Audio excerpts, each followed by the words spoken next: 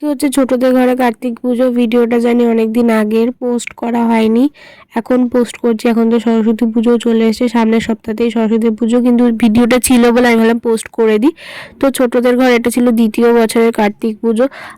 আগের বছর যখন ছোটদের প্রথম বিয়ে হয় সেই বছর মিশোর একটা কার্তিক ফেলেছিল আর ছোটোর বন্ধুর একটা কার্তিক ফেলেছিল। তো সেই বছর পুজো হয়েছিল, তারপর সামনের বছর পুজোটা হয়নি কারণ পুনটা অনেক ছোট ছিল। তো মামি উপোস করতে পারবে না বলে সামনের বছর পুজোটা দেয়নি। তারপর আবার এই বছর পুনটা যেহেতু 1 বছর হয়ে গেছে, তো একটু বড় হয়ে গেছে বলে এই বছর আবার ওরা পুজোটা দিয়েছে। যেহেতু 3 বছর দিত, এটা হচ্ছে দ্বিতীয় বছর।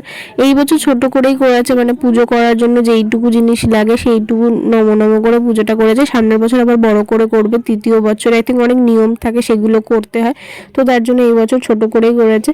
মামি আর মা মিলেই সবটা করেছে। আমরা তো অনেকটা দেরি করেই এসেছি। আমরা আসার কিছুক্ষণ পরেই ঠাকুর মশাই চলে আসে আর পুজো শুরু হয়ে যায়। আর মামিয়া পুজোতে বসেছিল, মামি উপোস করেছিল বলে।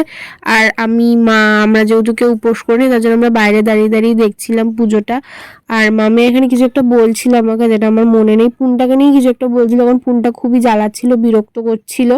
ওকে ভেতরে ঢুকতে দেওয়া হচ্ছে না বলে, কোনো প্রসাদ দেওয়া হচ্ছে না বলে, খালি ভেতরে ঢুকতে চাইছে আর বিরক্ত করছে।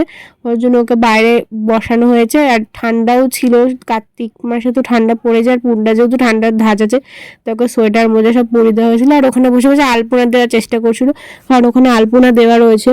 সেগুলো মুছে নিজের মতো করে আলপনা দেওয়ার চেষ্টা করছে।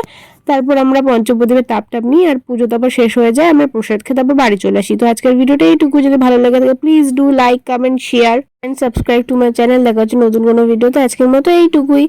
টাটা।